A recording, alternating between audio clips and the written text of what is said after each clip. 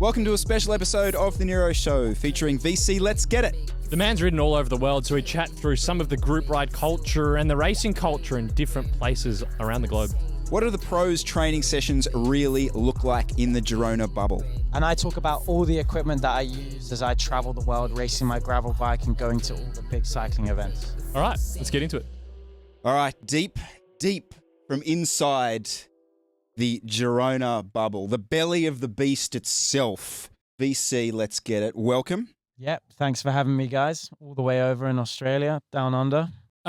Firstly, what is a mineral and how do I get more minerals? I would like to know. Extra minerals in the water here in Adelaide. I mean, I would love to have a product that just gave you more minerals. Yeah, unfortunately, it just K's in the lanes is where more minerals are produced. So K's in the lanes. K's in the lanes, Right. yeah. The lanes, the British lanes built me for sure.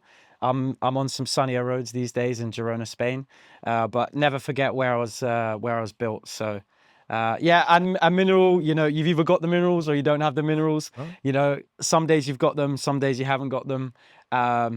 Yeah, don't know where I'm running on minerals at the moment for Heffron Park tonight, but we'll find out. We'll find out. Well, there's a few things we can take. I'm curious because you've been racing here in Australia and you've obviously Yeah. raced across the world. But I wanted to start, if we go to each of those locations, Yeah, in US, UK, Girona, and Australia, Okay. group rides and bunch rides scene. Yeah, like, okay. what's the kind of style of the group rides? Okay. And like, who's strongest? Ooh. Okay. Well, we'll start off in London because that's where I grew Yep. up. Okay. So the local racing scene there is really happening in the summer, but it's not, you know, the weather's pretty questionable. So, you know, it's really fast racing as well. The standard's really high. You've got like what sounds like Heffron and like Teardrop that you guys have here. We have Crystal Palace, and it's a really fierce crit. It has a lot more corners than what maybe you guys are used to. Yeah, okay. Has like a hill in the circuit. If you watch any videos on Crystal Palace Park crits, it's really, really fierce, and it's a very distinctive style of racing. It's, you know, you could do really well there, but then not do well at some of the other criterions. But at the heat of summer, you could race 5-6 days a week if you're really willing to travel. So in the summer, the racing scene's phenomenal fast. Group riding scene, there's not that many group rides, I would say. You have to really know the local club that you're in and know local individuals. I mean, once you've found your people, you kind of stick to training with them. I know I have sort of the Velo Club Londres, which is a club I grew up with. You know, we have a good group that goes out on the weekends, club run we call it, and yeah, you know, that's a tough group ride to get round, and you kind of need to know somebody to be in that. And I think a lot of the London group ride scene is like that. It's not really an open invite. Rapha okay. hosts, you know, like local group rides for maybe more beginners and advanced people, but for guys who are really racing and want like a tough group ride, it's a really kind of who you know world. Yeah. I would say personally, from my experience. Is there a balance? What would you say the split is between competitive people that would pin a number on versus just go on a group ride? Is it pretty equal? I know, like in some parts of Australia at least, not that many people race, and then you'll get 100 people on a group ride. What's the balance like in London from what you saw? I think it's pretty similar. You know, Okay. the racing scene is pretty tight knit. Yeah. I would say it's, you know, how many people have really been to a bike race in their life or would know how to enter one? It's quite small. So yeah, I would say it's the same. There's a lot more sort of leisurely cyclists than there are, you know, racers. So yeah. But people then who see their group ride as their quasi race. Is that kind of...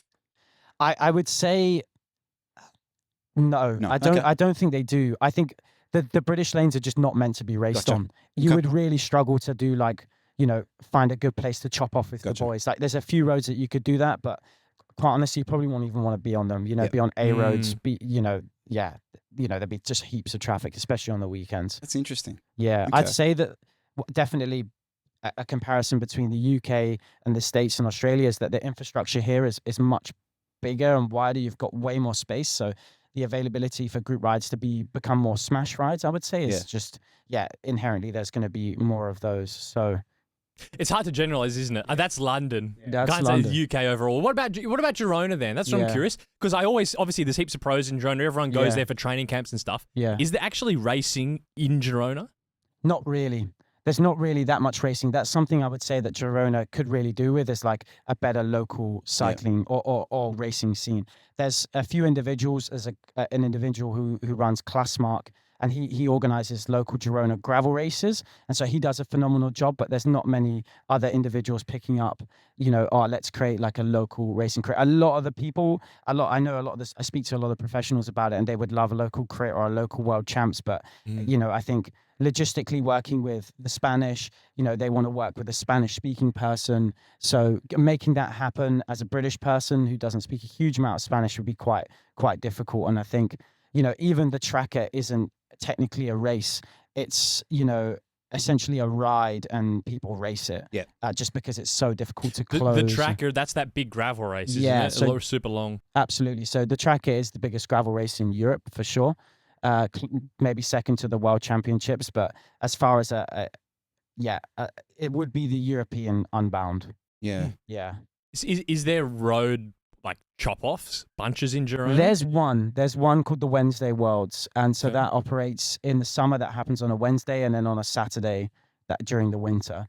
And that's about it. That's the only kind of chop-off ride that exists to my knowledge, in Girona. So it's definitely more of a training base. Do the pros go to that one? Or is it just punters? Okay, no, most of the time it's punters, but the occasional World Tour rider will turn up to that. I know a bunch of us, when it came to off-season, we didn't have, a lot of them didn't have like structured training there. We just hopped on it for some fun, and that was good fun. I mean, the group was in pieces in the first like half an hour, but it was just more of something fun to do. It's not something that the boys put on there, or the girls, not anything the professionals put on their calendar. So, but Girona is a phenomenal place to train. I think it's set up perfectly for training. The route options are phenomenal.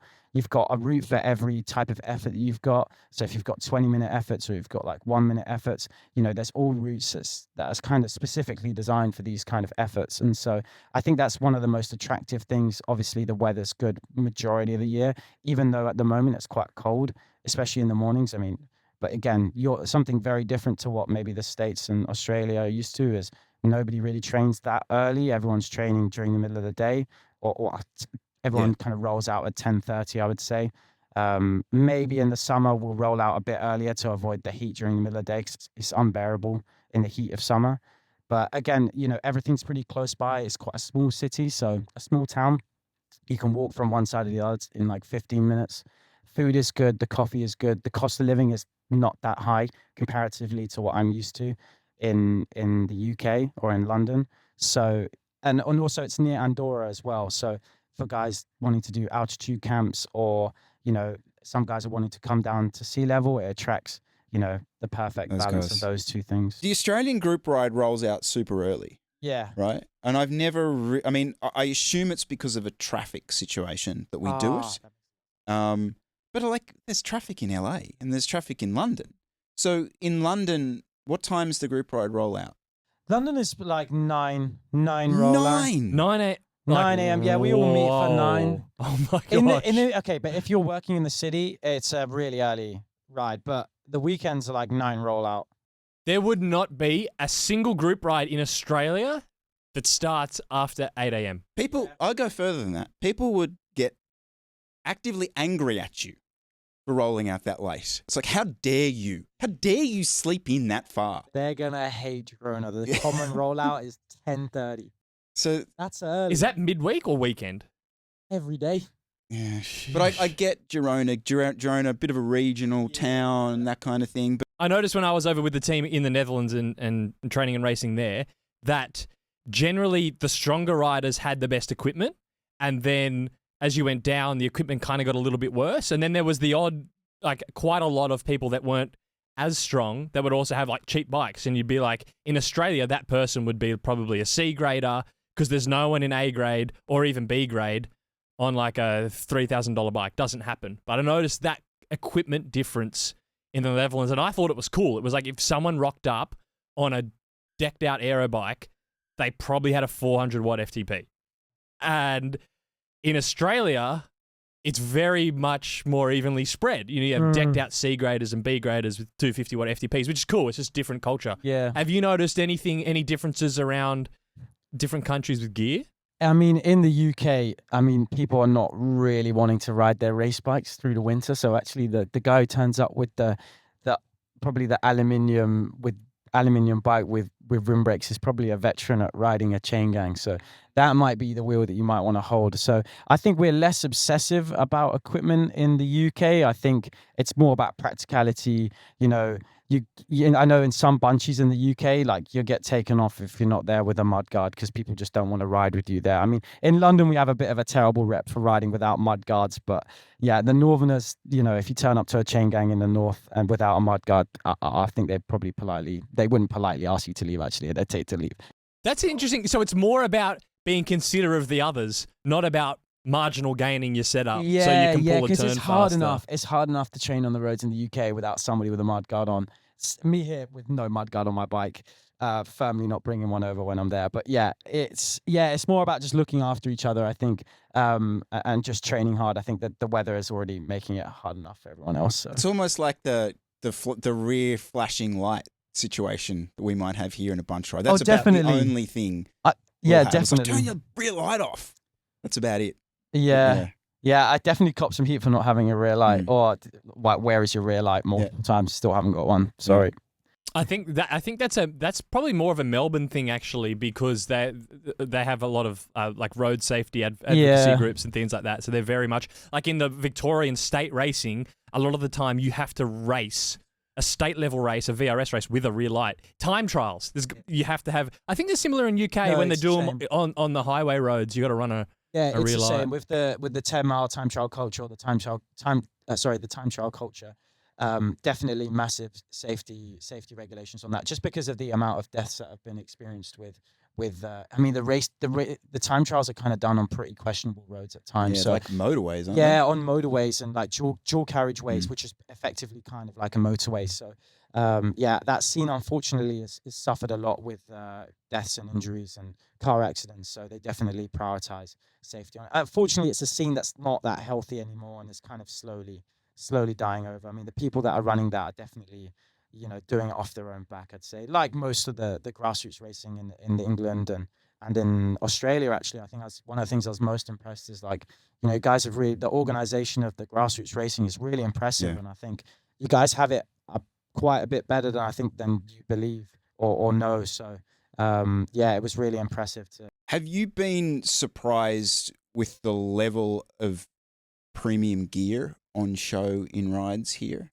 Absolutely. Yeah. Seems like every man and his dog is on a really good bike. I mean, I couldn't tell, maybe a couple standards here and there, you know, but they're like very aesthetic sort of base bikes. But everyone. Did we just get the right pronunciation there? We've been going standard, bro. Nah, standard. Okay, put in your place, Miller.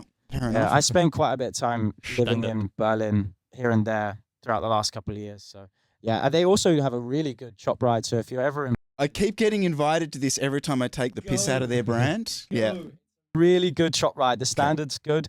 The course that they ride out on is really, really good. And again, they're, you know, the Berliners are, again, one of the ones that they don't really need, although it's massive car culture in Germany, the Berliners are not massive on cars as far as I'm aware. And that riding to and from the local crits. They've got good local crit racing scene in Berlin too. So another good city that, I've definitely spent some time at. And they're an interesting bunch, the Germans, to be fair. But so is Australia, what's Girona like then? If you've kind of noticed that the average rider here on a group ride's on a pretty decked out bike, what about Girona? I guess it's a mix, isn't it? Because it's lots of people in training camps or kind of like blow-ins, isn't it? It's like expats and... Yeah, it's a lot of expats, people with remote jobs living there, lots of professionals on obviously their bikes, and then, you know, maybe retired individuals that are going there for holidays. I mean, even some of the bike rentals that you get in Girona are really top premium bikes. I mean, people are going there to ride nice bikes. So I'd say majority of the bikes are pretty tip top, actually. So I've spent quite a bit of time in Los Angeles, and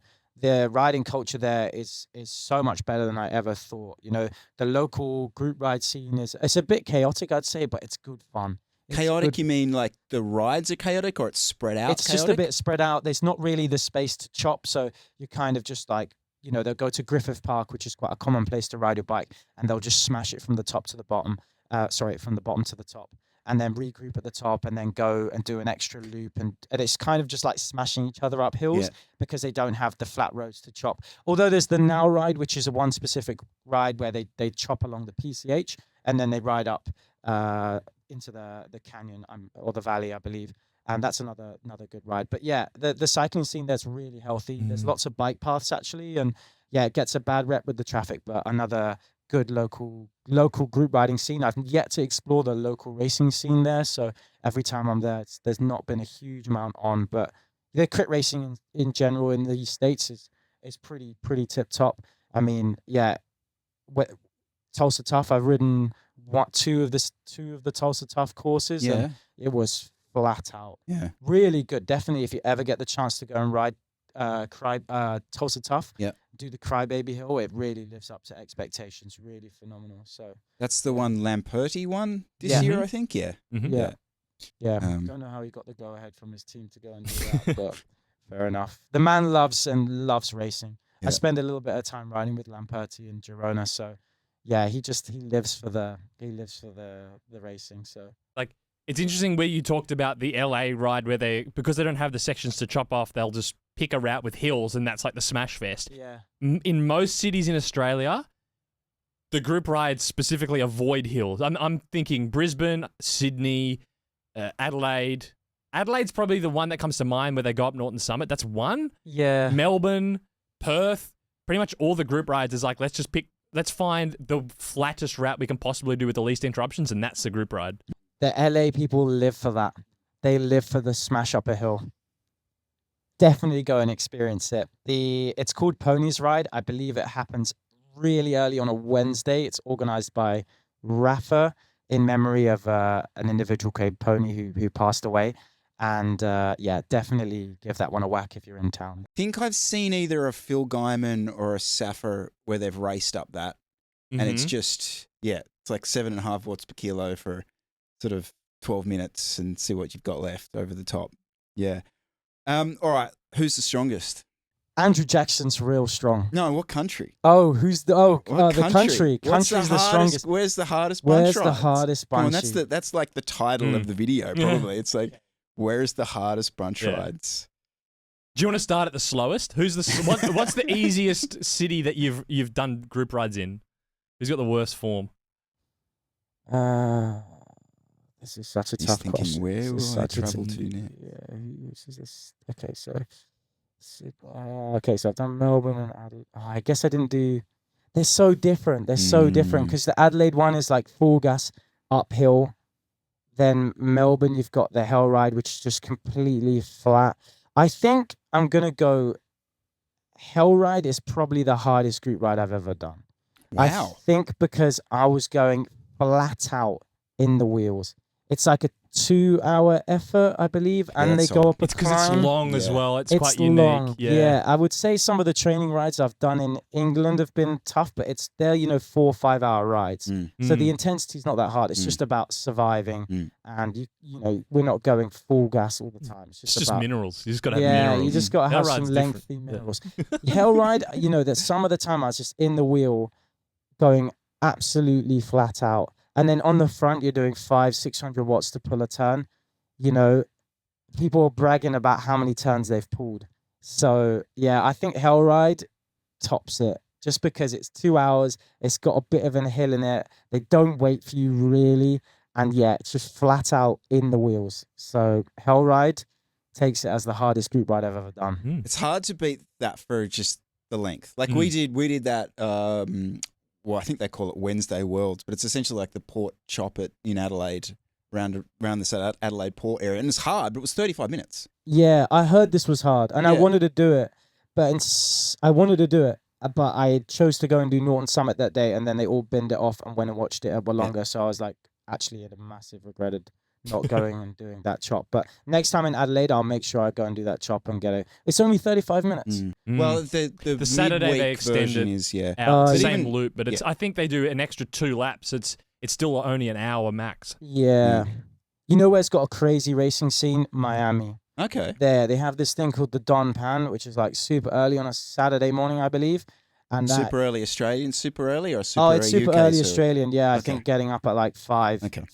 to make that one, and it's just a completely unregistered race on the Key Biscayne Bridge. Is that the thing that Lucas Brunel does? Yeah, that's and that it's one. just there's like 300 people just randomly across the highway. That's the sketchiest one I think I've ever done, because every man and his dog can go in, and you can just sit in the wheels and cruise, or you can go to the front, and you just look. I think if you just typed in Don Pan, you'd see like 5 videos of crashes come up. But I will say it was a lot of fun, really a lot of fun. But they're just all, there's no pros that turn up to it. It's just local hitters. It's good fun though. Yeah, my man. Yeah.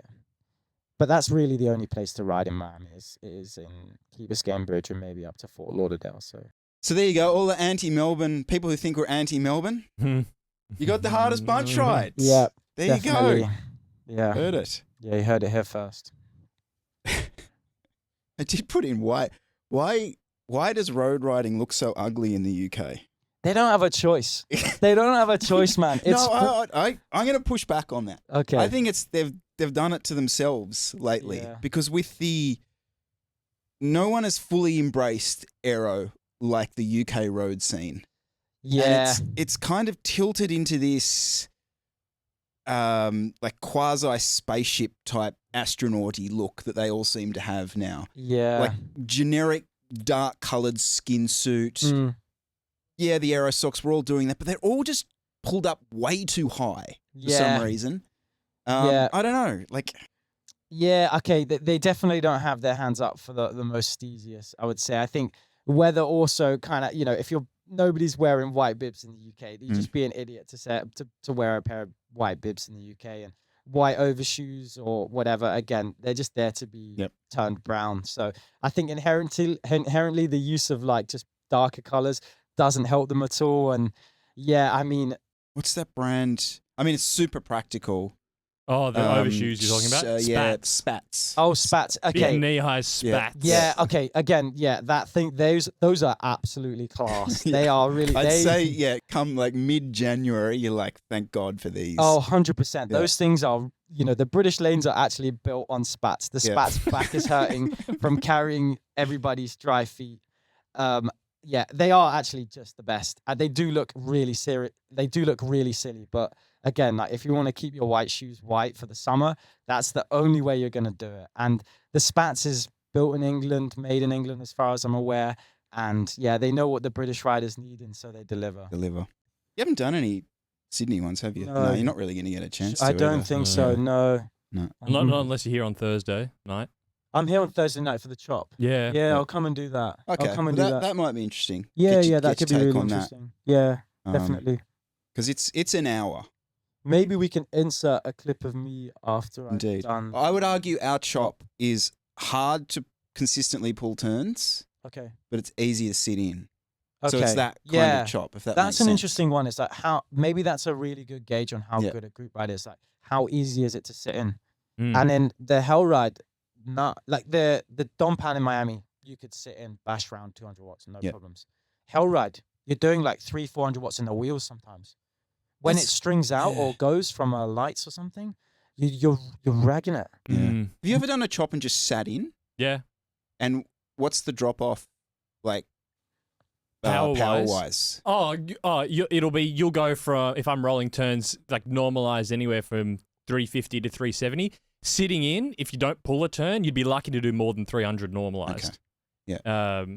That's me at high 70 kilos. Okay. So yeah, it's like a dramatic 50 to drop 70 watts lower. Yeah. You could probably do less actually. See, I don't like that. I want selections. Yeah. In the chop off. Yeah. I want full value. Full value for turns. There's one chop that doesn't really exist anymore in the UK, and it was called Drift Road, and it was one of those ones you couldn't hide. You couldn't hide. There was no hiding. If you were not on form, you were getting seeked out. It doesn't exist anymore, unfortunately. But yeah, those kind of war of attrition rides, I'm more here for. Yep. Wish there was more of those actually. But I think that requires more hills. It does. Yeah. Where people can't hide. Or lights, corners, even corners. So you send 50 guys around a corner. If you're in the back half, elastic stretches, just shit like that. Yeah. What location out of the ones you've ridden in have the most women riding? Definitely Australia. Really? Yeah, I'd say there's far more women cycling in Australia. it seems like a more socially acceptable thing to do. Like a lot of outdoor sports in Australia.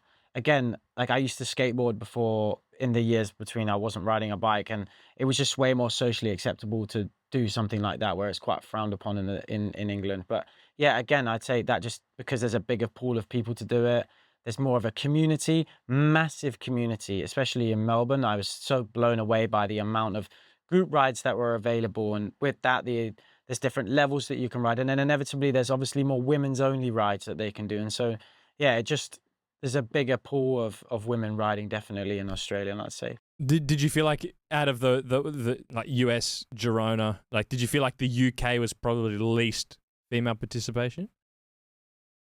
Yeah, probably. Right. Yeah, I'd say there was least for female yeah, definitely. You a gearhead? How into your equipment are you? Because we're gonna hit you with some stuff. We're going to hit you with internal rim widths in a minute. Yeah. Okay, I clued myself up before we came on the internal rim width, but I'm not a massive gearhead. I like nice equipment. I like equipment that looks nice. Is it the most highest performing equipment? Probably not. Okay, Yeah. so you have one road bike? Yeah, I've got a got one couple? road bike. Yeah, Right. It's this Colnago C68. Nice. It's like it's just an iconic Cafe bike. Yeah, it's iconic sort of. Yeah, I mean, it's not an aero bike. It's not a bike that's designed to go fast. It's a bike it was a bike designed to just ride well, and it's a great all rounder. It's got phenomenal ride quality. I'd say it's an experience. The C68 model, I don't know how to describe it. It's so smooth and comfortable. I could do a million Ks on this bike. What did you come off before it? SL8. Ah. Yeah, so before I was sponsored by Colnago, I was sponsored by Specialized for 2 years. Ah. So I rode a SL8. Ooh. Okay. Yeah. I'm Pivot. interested. So you 2 years on an SL8, you get on the C68 a few months in. What's the comparisons? This is a much smoother ride. It is smoother. Okay. Smoother. I mean, you can definitely feel that the Specialized goes a little bit more. It's a bit more responsive, but this bike for comfort and just smoothness has been really, really nice. And I've raced it a bit as well, and I think after a while you just get used to what you're riding, and you kind of forget about what you were previously going. It doesn't crack me in my head that I know I'm not riding a faster bike. When you got on board with Colnago, did you pick the C68, or they said we want you on this? Because No, you could have got the V4. No, I picked the C68 Okay. and the colorway. Yeah. I was like, Colnago is a super iconic brand. I'd never owned one of the C68 models, and yeah, I was pretty keen. Okay. If you're doing efforts intervals around Girona, have you got a hill or a particular interval where you're like, your power up it, and you kind of roughly know the time that it does around it? And I suppose what I'm getting at is, have you noticed a difference on the road between the two bikes when it comes to those times? I think my straight answer would just be like, no. Okay. I don't pay attention that much to my wattage or my numbers or knowing if it's a faster bike. And as a sponsored rider, sometimes you don't have the chance to ride the fastest equipment. You just ride the equipment that you're given. So yeah, I just wouldn't even want to know that information, even if it was true. So yeah. That's interesting. So yeah, is that part of, because you're racing for content primarily, right? Absolutely. Yeah. Like so you're probably like, well, I'm on a Colnago. It looks sick. What do I care how many watts it's losing at 54 kilometers an hour at 12 degrees of yaw? Absolutely. I mean, if I think about what my priorities are in cycling, I mean, content is first. And it's like, what is content? It's what the bike looks like. It looks what I look like on a bike. How am I going to get this shot? Am I riding nice equipment? Do I have town walls on my bike? That stuff is like, that stuff is important to me. Yeah. It's really important to me because, how I look on the bike, like, is basically what's being shown. And so any of the performance stuff within reason, I just have to look at my priorities here. And so, yeah, I'd say what the bike looks like is more. I'm so jealous of that mindset. Jealous. And I have no reason to not have that mindset, but I just can't get myself there. I was riding. I think you do. What do you mean? You race to get results. That's what I mean. And so that's your reason to have. Yeah, but mindset. I could easily flip into the content side of it and be just as happy. but I can't do that. Right. I can't do it. And even like yesterday, I'm riding the TCR, right? And I was just had 4 hours endurance. There's no reason for me to get to the bottom of an 8-minute hill and go, I might just see how this stacks up against the S5 last week. But I did. And I'm just an idiot. And I just hate the fact that I can't let go. Ignorance is bliss. I'm so jealous of that. Actually, mindset. that was me before freaking Chris dragged me down the rabbit hole about a year ago. Yeah. I was on a TCR rim brake. I didn't even, what do I care? I don't know, I'm pretty still strong. What does it matter? No. Yeah. I quite like the idea that I don't ride the fastest equipment and I beat people on fast. Good mindset. You know, like the lightweights, they're not the fastest wheels on the market. They're just bling. They're flat out just bling wheels. And the internal rim width is not up to date, although they are bringing out some newer wheels, which will have a wider internal.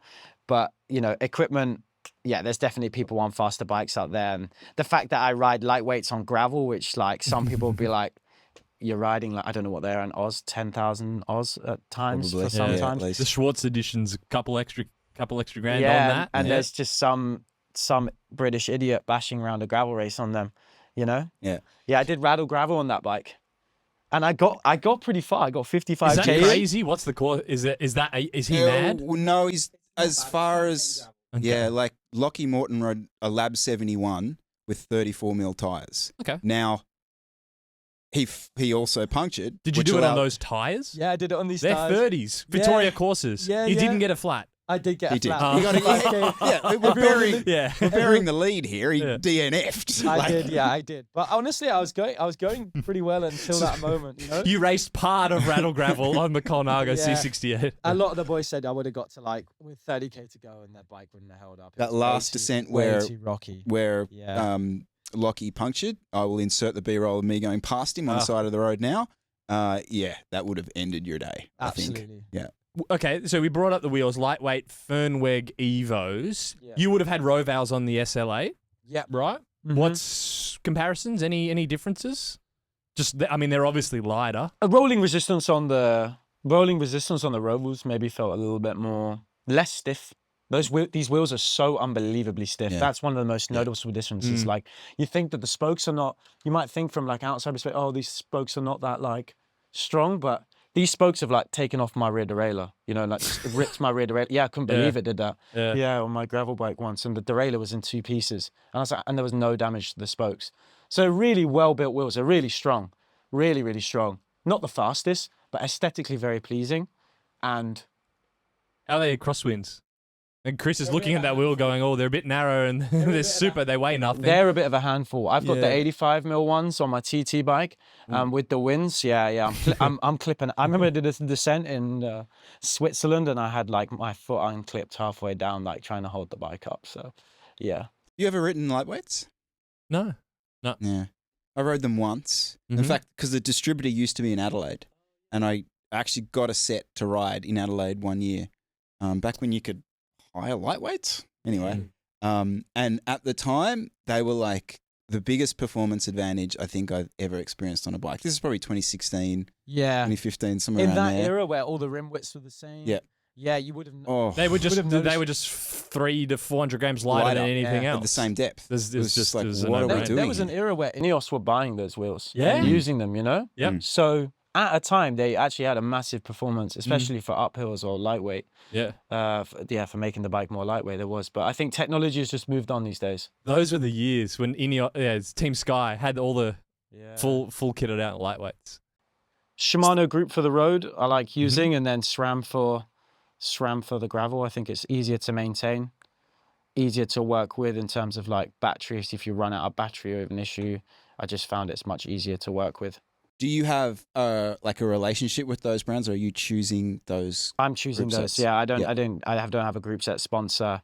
With SRAM, they generally the trend is that you use like the hammerhead, the whole clothing, whatever they have. You generally have to sign for a few of the other brands, and Shimano doesn't really work with ambassadors that much, so they're more working with just like pro teams. So that's just the gig, and I mean, if I get, it's quite nice not having sponsored everything. Sometimes you just want to ride the equipment. Does it annoy you to have two different group sets across the two different bikes, like in terms of interchangeability, or it's ones you're never really crossing? Actually not. No, Okay. I'm like so used to just like hopping on one on the other, like Yeah. because I'll ride my gravel bike like once a week and then my road bike the rest of the time.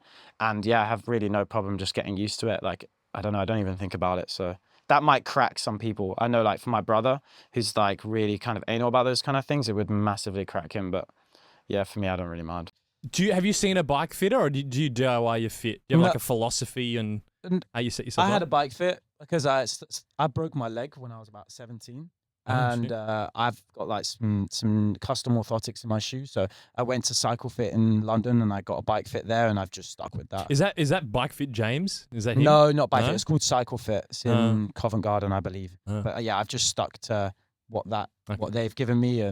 They're the experts here, not me. I don't fiddle with it because if it's the difference between me having a knee injury and not having a knee injury. So Oh, okay. So you'll get the fit done, get the numbers, and then you don't play with it. Yeah, I don't No mess fiddling. around. That's why I Okay. have like massive setback on my Yeah, on my that's thing. nuts. It looks silly, but it's just what I need for my knee not to hurt. So, and for me, like being on the bike is how I make a living.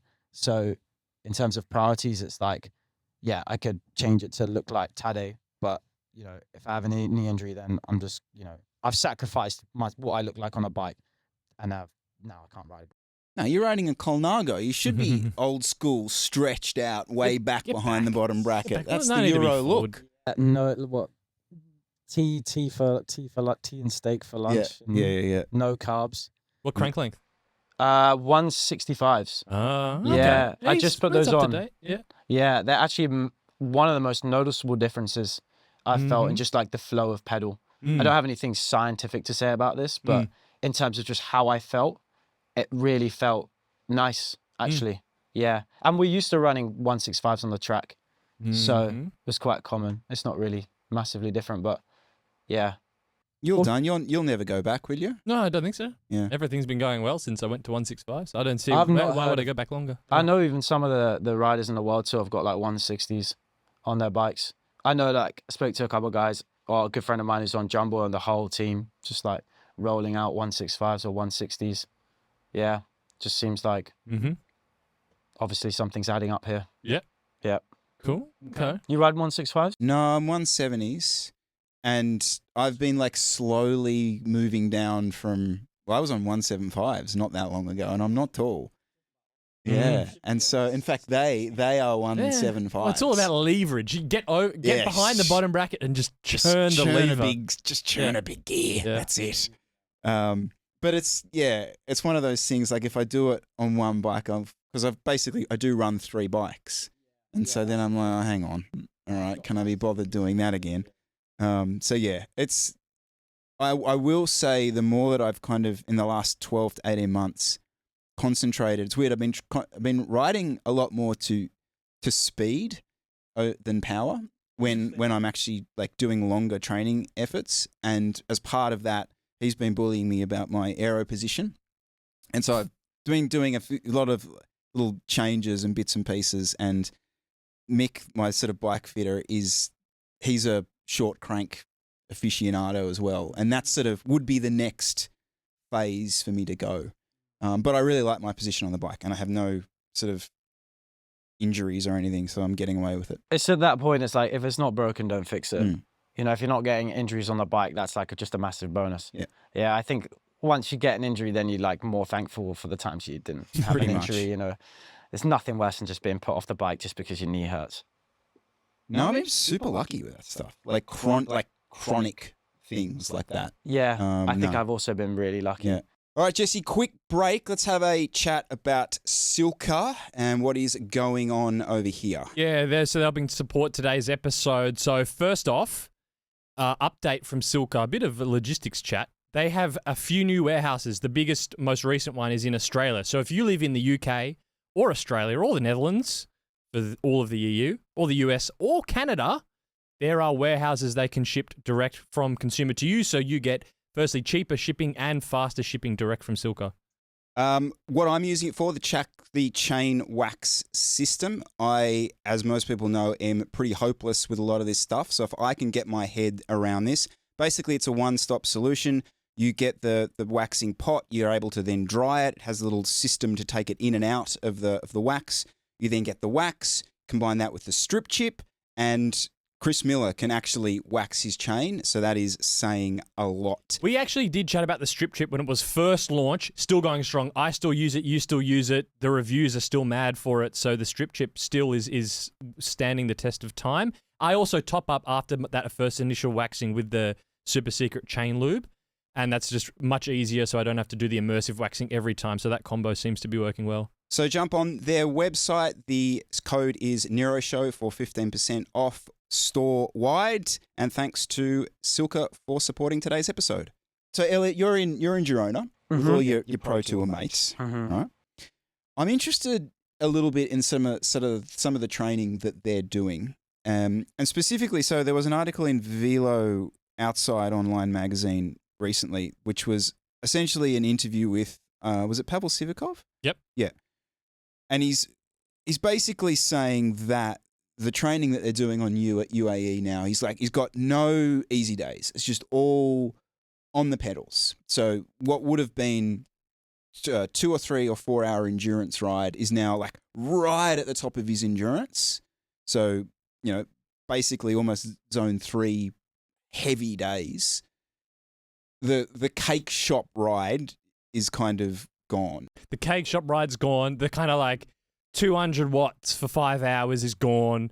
Everything is 250 at minimum plus, or it's a day off, full recovery ride.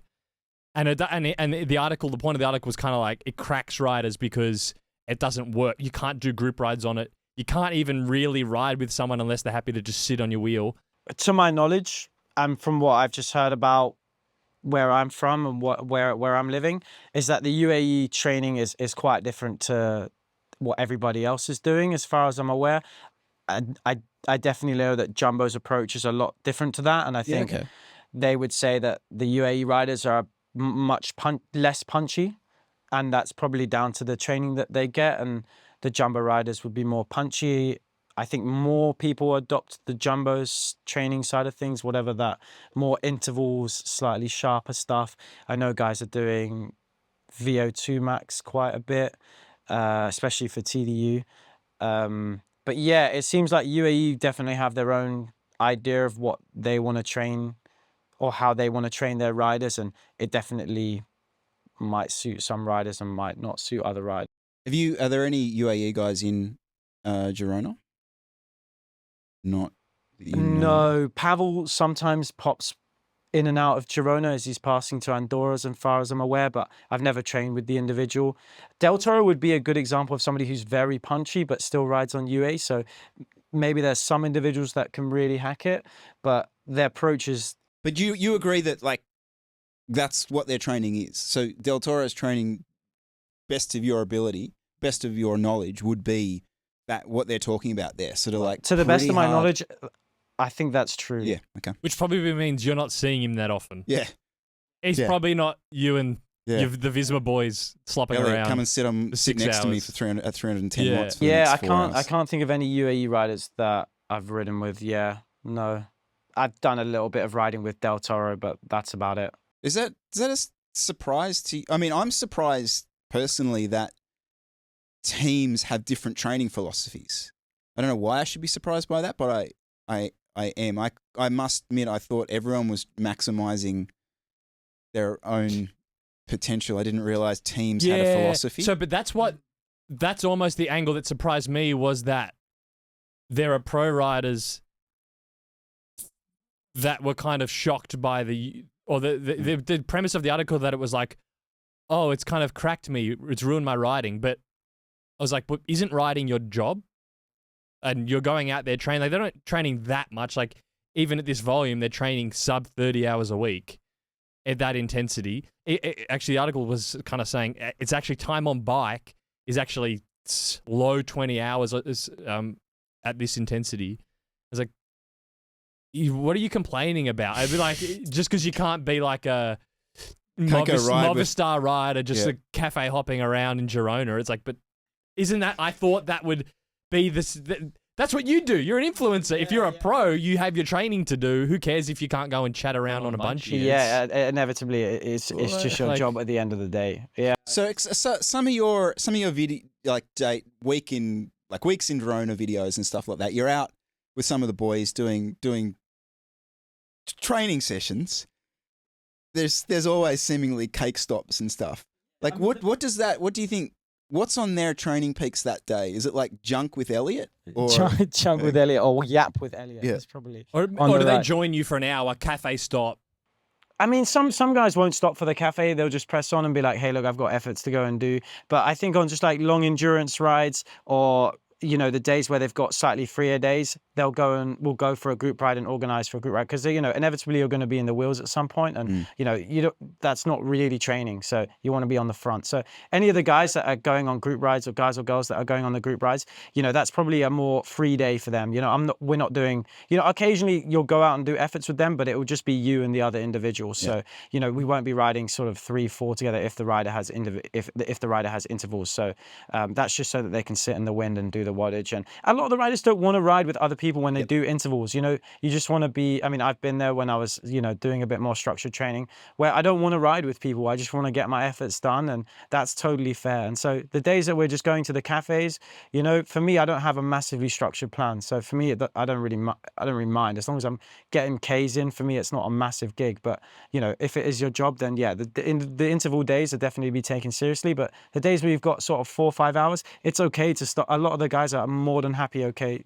A lot of the pro riders are more than happy to go and stop at the cafe and get a cake and a coffee. And I think go on. I think that has to be a lot to say, just enjoying riding the bike. You know, like at the end of the day, you've got to love riding your bike to be a professional. And if you have to sacrifice, you know, a tiny bit of your time to go to the cafe, that will bring you more morale, and it might even make you go better on the bike just because you're happier doing it. But it sounds like UAE don't give a shit. And they're like, no, we want that extra 2% training response from having you not stop and sitting 20 watts higher. And so we don't care if you're riding alone or with anyone. It's just the coaches seem stricter. I think so. I would, to my knowledge, UAE are pretty militant.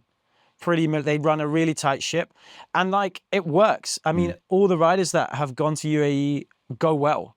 They all go well. They're so strong. So it's hard to say it doesn't work. Are there any pros or strong riders that you're just like, you're at the coffee shop again? And they're just, you're like, shouldn't you be out training? Like, is there anyone that you go and, geez, your coach must be getting angry? Red boxes. Not really. No, I'd say like the rotation of guys that I'll go on rides with, you know, it's kind of even. I think a lot of them understand that, you know, they have to go out and train, and they're not all.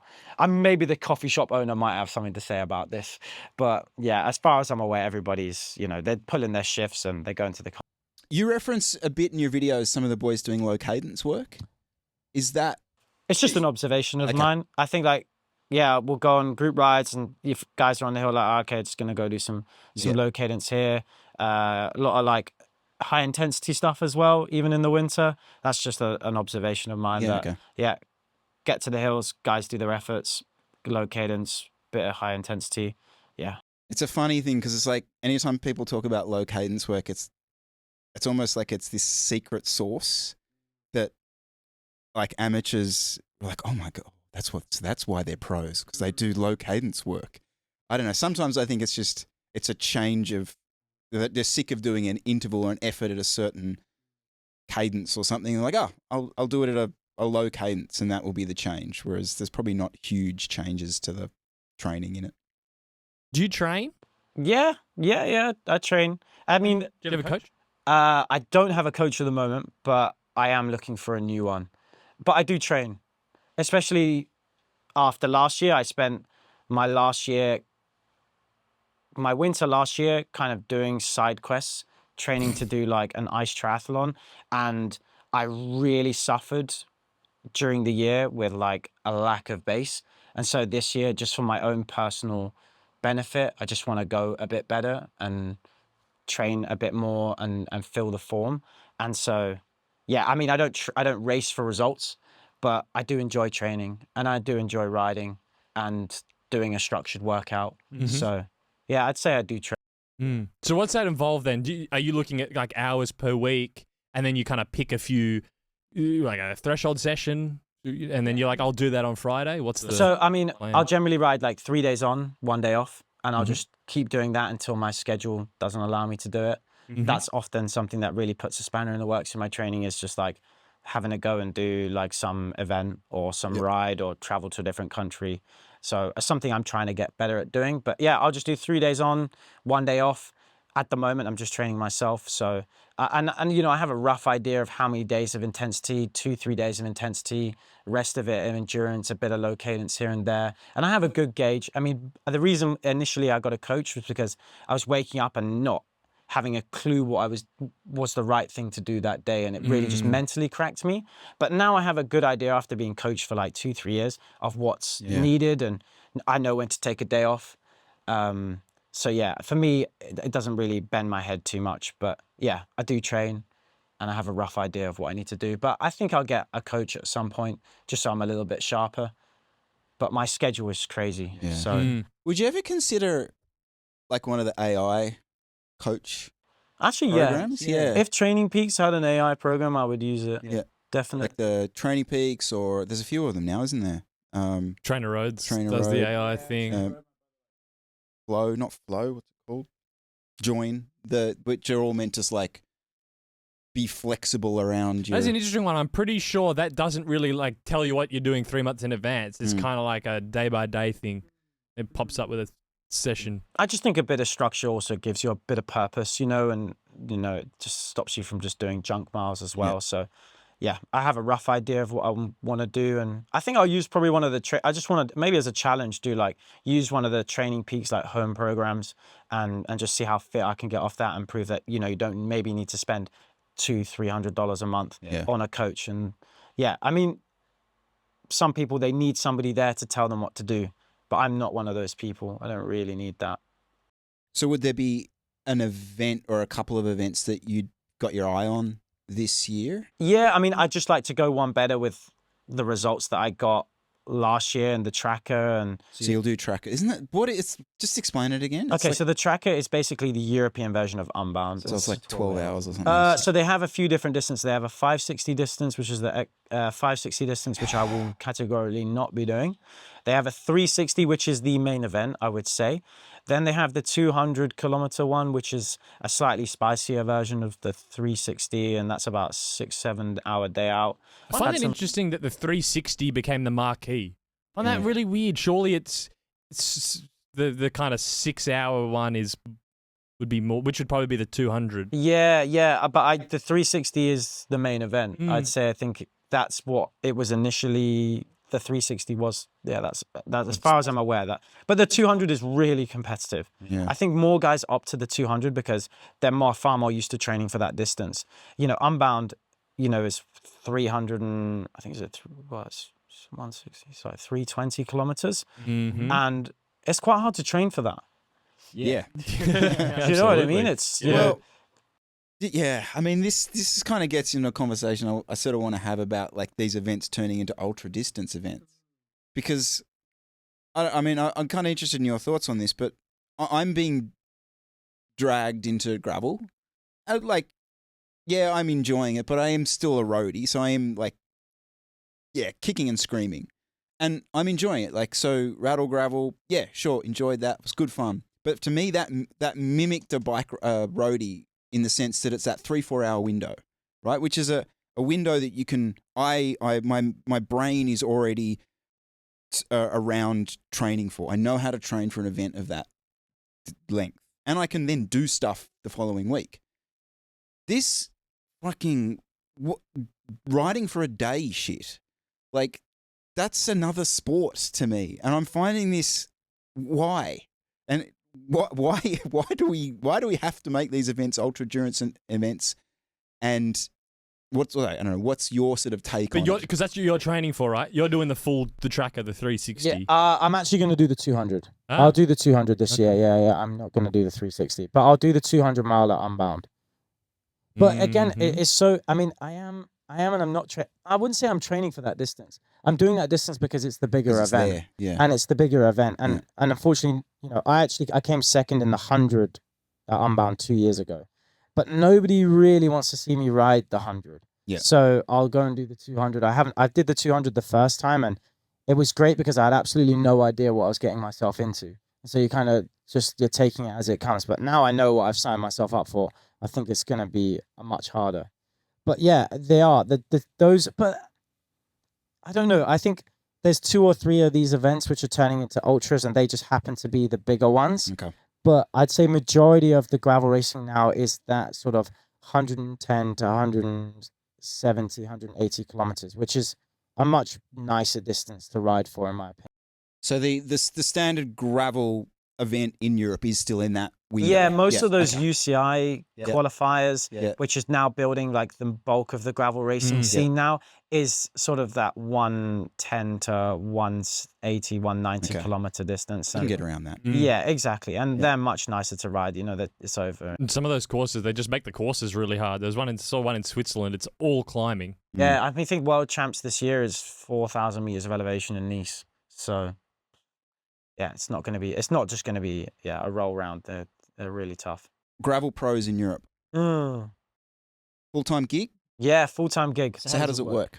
So most of them are all privateers, and so there are more teams popping up, but I'd say bulk of them are on, essentially they're paid by different brands. So they have maybe 4, 5, 6, 7 sponsors, and they're all paid different salaries. Sometimes they won't be paid. It will be just equipment.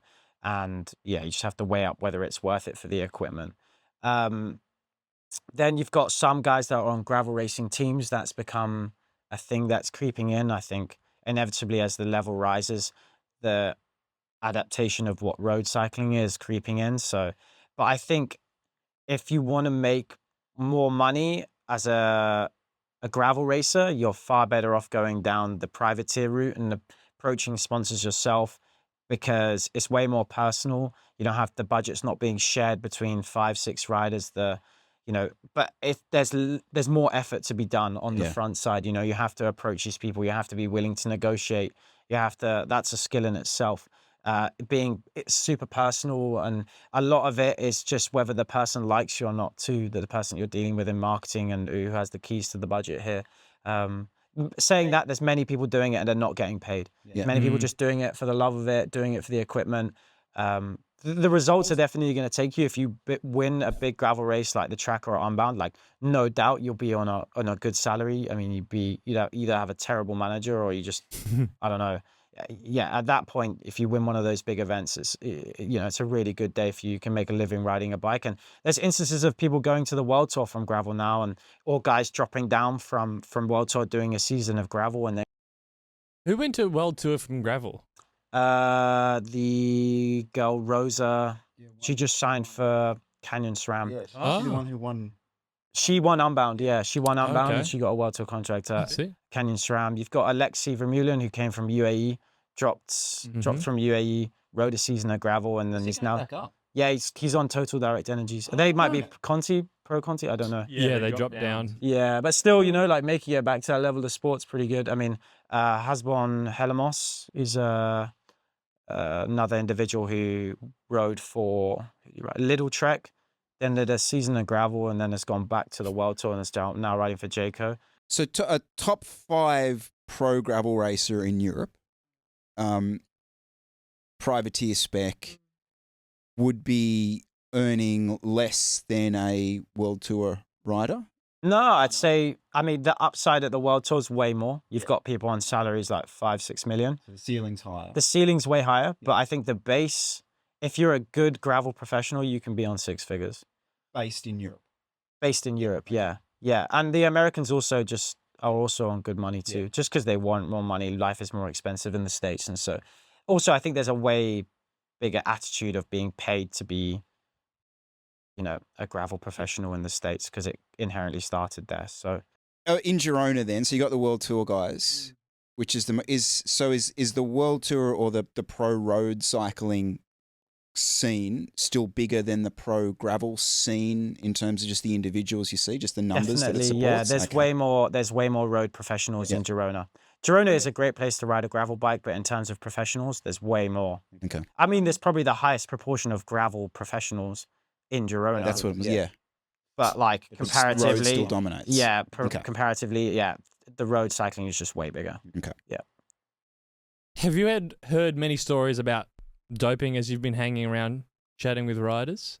Seems to be the overall kind of conversation around doping or riders getting caught. I think it's really cooled off in the last 3 years. It's just seems to be not really part of the chat. There's not that many cycling news articles popping up with a rider getting busted, at least at World Tour level. Have you got heard anything? I would say from what I speak to the riders about in Girona and the professionals that I ride with, that they're all completely scared of being caught doping. It's to a point where they'll go out of their way, to show that they're not and that they're the cleanest they've been. And these riders are being tested so much.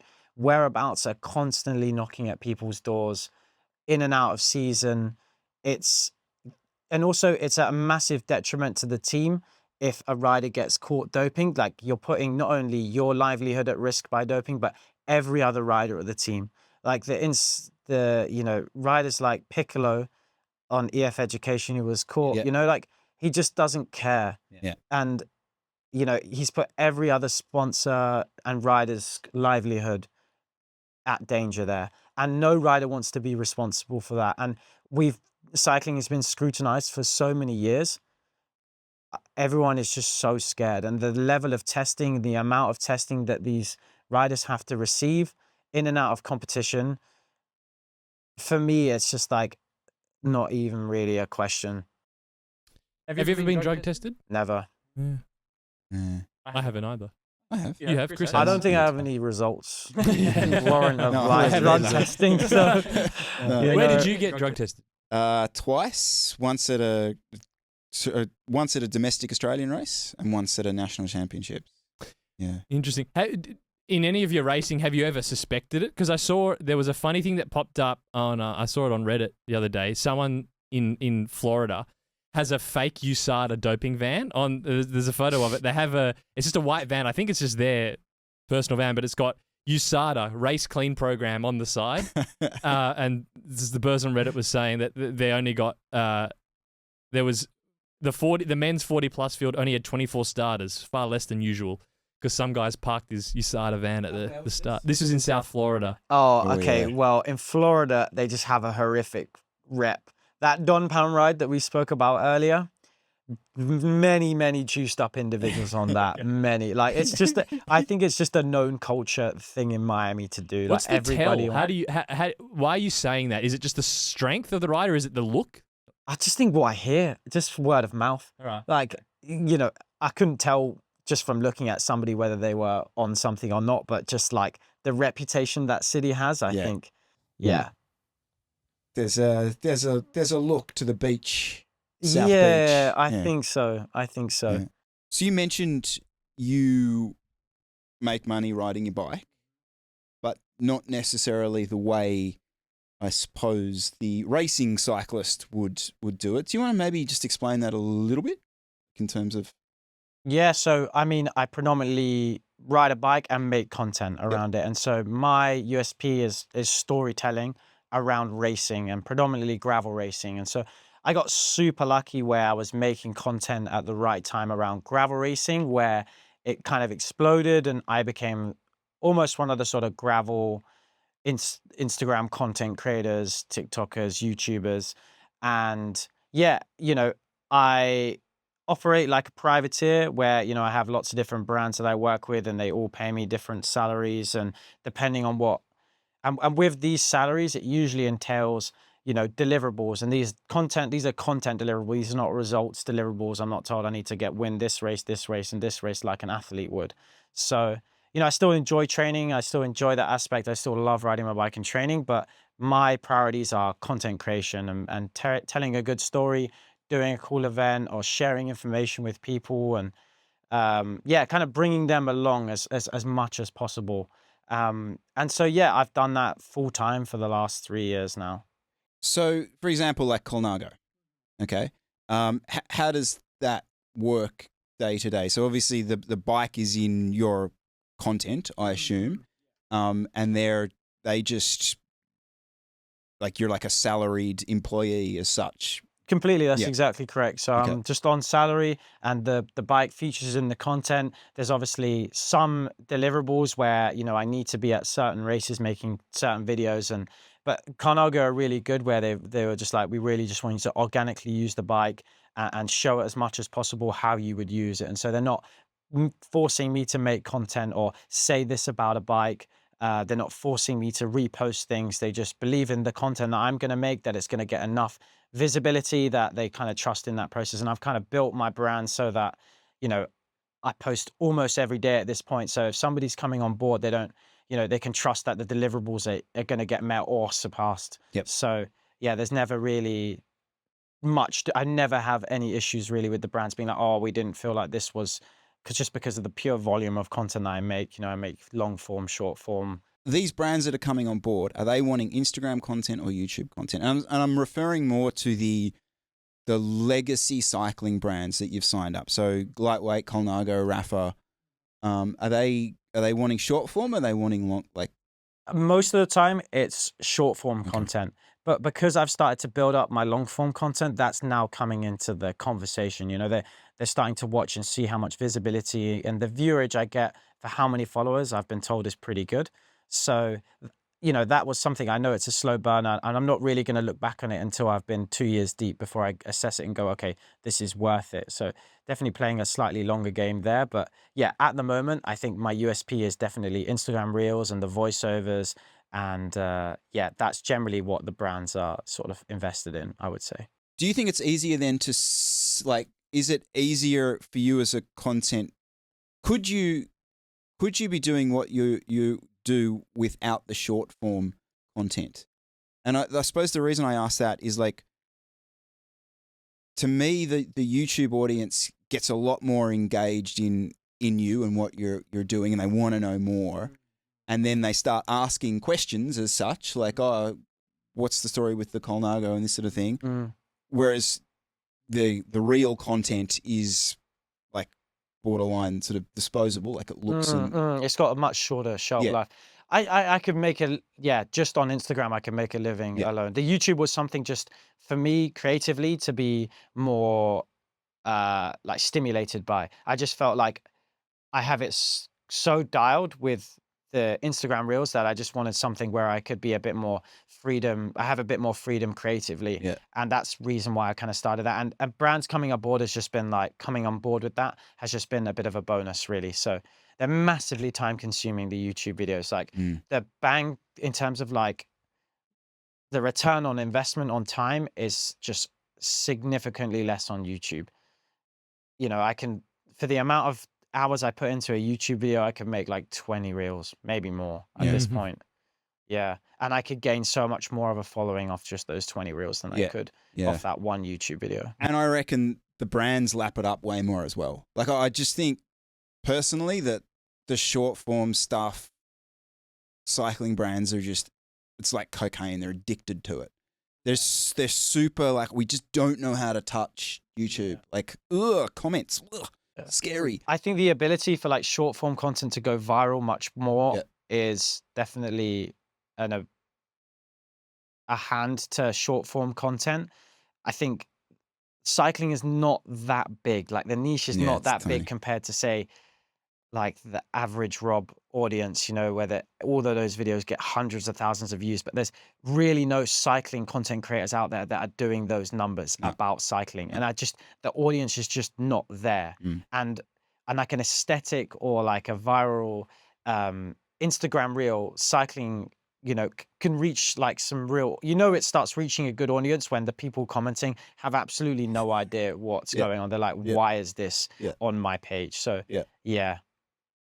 I think the upside of the short form content is the virality, and brands clearly like the idea of a video having hundreds of thousands of views, where it's like so unlikely for a YouTube video to reach those kind of numbers. Yeah, especially if you're like Colnago, you're just like, I just want as many single people to see this bike for 5 seconds as possible. Yep.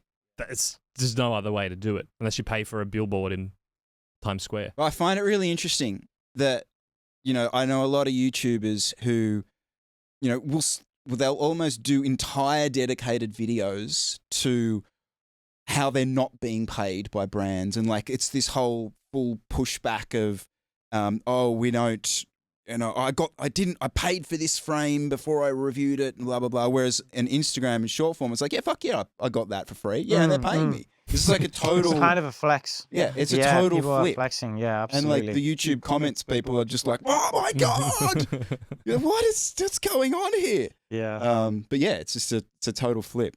Definitely, yeah, it's been an interesting world getting into YouTube. But I find the audience on YouTube way more engaged and like a bit more like tuned in on what's actually happening. Whereas I think... Well, they'll want to know what you're having for breakfast. Yeah, absolutely. I'm so surprised and like, honestly, like pleasantly surprised about how interested people are on just like a day in the life, I guess for me, it's just pretty mundane, but yeah, like honestly, I wish I could make more. I wish I could make more. I just don't literally have the hours in the day. So. Have you ever reviewed anything in a video? See, that's the difference. Is that I don't. How could There's no review. It's just showcasing stuff and but he does it stuff. subtly. I'd argue he does. I think with the Insta360 I do a little bit because they asked me initially to do like reviews and I said, guys, like, have you ever seen a review? Like nobody's watching my content for reviews. I think they're more watching my content on like how I would use something and like how aesthetic I can push the product. And I think that's something, I naturally would use the Insta360 so much, but yeah, them coming on board is great, but it's actually such a phenomenal product and like it's so naturally easy to use it. And it takes a little time to edit it, but yeah, I mean, and I can show the function of that product so naturally in the YouTube videos. Like, I really hope to continue to work with them after these couple months are up, actually. Yeah, it would be interesting, like if the new lightweights come out, right? And lightweights are like, right, we'd love to, you're going to get a set, love to see you ride them, maybe talk about them a bit, and then all of a sudden... I'm going to get an affiliate link and a big chunk of that because those wheels are not cheap. Big chunk. Yeah, you'll take a 5% cut of the get an affiliate code for that, yeah. But that's probably one of the big differences is on YouTube. Most people are reviewing stuff. Yeah, whereas I'm not. Well, I mean, the obvious comp is Tyler, the vegan cyclist. Yeah. So essentially, he's like the last of the dinosaurs who have a similar setup to yourself. In the sense that he has retainers with brands like Canyon and SRAM and Rotor, and they pay him a salary and he makes content, right? And none of his videos are, here's my new aeroad. It's just, I'm riding my aeroad today. He does a really good, I mean, he does serious numbers. He is the most popular person at all the gravel races by far. He is the person who is being hounded the most for a picture. Yeah. I didn't realize how big his audience. He does really good numbers, actually. He is actually one of the few. In terms of the storytelling space. Yeah, really does really good numbers. He's a really nice guy, actually. As a Brit, what's your assessment of Tom PIdcock? So I don't really know Tom PIdcock. I've met him once or twice. Will he reply? I could maybe he would reply. He liked one of my stories once when I posted about Link My Ride, but I think that was yeah. But I've ridden with his brother a little bit in Girona, so Joe PIdcock, and he keeps a really tight circle as far as I'm aware. And I think what I've learned from what people have said to me is that he just inherently loves riding his bike. He loves having fun on the bike. Obviously, he's a generational talent, but he does just love riding his bike and wanting to have fun on the bike. And that's why he prioritizes riding mountain bikes and doing that kind of riding over like competing for the GC at Tour de France. I think him training for that, from my understanding, doesn't, bring him as much excitement as like riding his mountain bike and riding cyclocross and doing all the other fun forms of cycling. And I think he truly just wants to keep it fun, and he'll do whatever he needs to do if it requires moving from team to team to do that. Yeah, he can pull results out, but I think he just deep down really loves riding a bike and wants to ride a bike for the enjoyment of it. And the fact that he's a generational talent just comes Maybe we do talk about him too much, but it's just because he's We don't know. English speaking. Not Do we that don't? often. I don't know. We bring up a few times because he went from Ineos to Q36.5. And my understanding for that move is that Ineos's goals changed and they wanted him to ride for GC on the Tour de France. And, that's not something that excites him enough. He's won some really big races in his time, but I think he's still, to the core, the reason why he moved is so that he could enjoy riding his bike. But I'd argue that there was potentially a time where he thought that riding a GC tour was possible, and maybe he sold them a bit of that dream as well. Like after he won the stage on Alpe d'Huez, I think there was a bit of next year we come back, we do a GC campaign, and that clearly got sidetracked by, as you said, having fun on a bike, which, it doesn't quite fit the Ineos bill. It sounds like there's lots of things that are changing at Ineos as well. There's lots of riders coming in and out from what I can understand. And maybe it just didn't fit the bill anymore and things changed. He changed, they changed. It's hard to know without. What would you like to see him do? Because you're a Brit. You want to support a Brit that does gravel, triathlons, road. What would you go? Will you see him going? Oh, I can't believe he won. Can I give context? Because you probably haven't listened before. Like we did when we talk about him. We are kind of disappointed in him because he was this name that popped up and he's going to get all these amazing road results, and he won a couple of classics. That's and not the biggest ones. And that was kind I want of him competing with Tadej. It'd be nice to see him go more toe to toe with Tadej. I'd love to see him ride at Tadej's level. I'd also love to see him just come and smash the gravel scene. Okay. I'd love to see Pidcock ride the 200-mile Unbound. I'd come and just turn up at track on no day's notice. Yeah.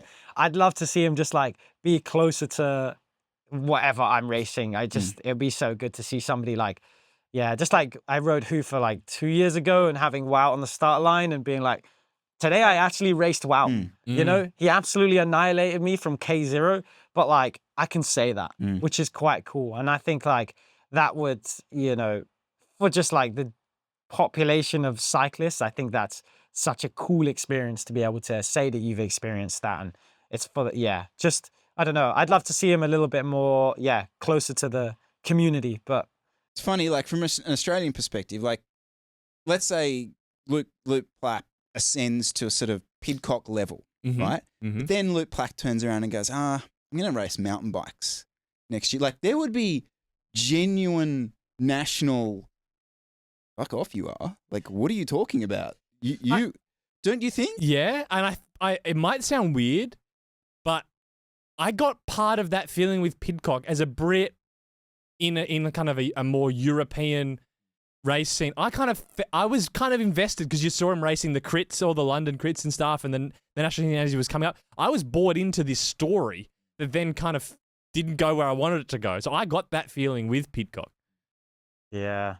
It was cool to see him ride those tour series and some of those videos where he's overtaking. He's overtaking, is it Russell Downey on the outside and he clips his handlebar, goes in the barrier, but yeah. He clips his foot and he clips back in and still wins a sprint. With was it Connor Swift or one of the Swift brothers, I think? Or it was just, Is that where he needs to go? Go back to your roots. Come back and just race Tommy. Tulsa Tough with the Americans. That would be loved. We'd love to see that. Yeah. I don't know. Yeah, it'll be and a really interesting year to see where Pidcock goes at his new team. So I wish him all the best. I think I just continue to see him in the sport. I'm sure he wants to progress and continue to progress like anybody else would. So yeah, he's just finding the minerals to do that. Gotta have the minerals. You're sponsored by Rapha. What kit brands have you worn prior to that? Panama, Map, Assos. Oh, that's the quadra, not the quadriplegic. The quad. What's the trifecta but in quad form? There was a point where I was being sent kit from Rapha, Panama, and Map. Okay. Good. Yeah. And I just sat there and I was like, one of you people needs to pay me. And that's how I got my first deal with Rapha. And is it all the same? No, it's not all the same. Mhm. It's not all the same. I'd say there's massive variabilities with the designs. Mm. There's massive variabilities in terms of the levels of like the kit and like what they, ASOS, everything is really, people complain about cycling kit being really expensive, but it's all expensive in my opinion. Mm. And you just kind of pick which group you want to associate yourself with. I mean, map designs are really cool. Panama has this like very clean Scandinavian aesthetic. Rapha has this kind of like British heritage. And Does MAP get recognized worldwide? Because that's an Australian band based in Melbourne. Is that now global? You ride around that in London or Girona, or is that getting... yeah, No, it's MAP. absolutely. Absolutely. Every city I've gone to, MAP, Panama, Rapha, I guess ASOS too. Castelli is another one you can put on there. Really? They're all... That's pretty crazy, like, rate of like, increase for MAP to be alongside a... Yeah, MAP's a come a Rapha super long way from has- what, selling socks in Melbourne. I remember when I worked in a bike shop here 5 years ago, like, you just had the socks stand. Yeah, and they've come a mega long way. That was like the Australian cyclist Christmas present was MAP socks. Map socks. Yep. Yeah. This is the best Christmas present. I'm saying it now. New socks, put me on the roster.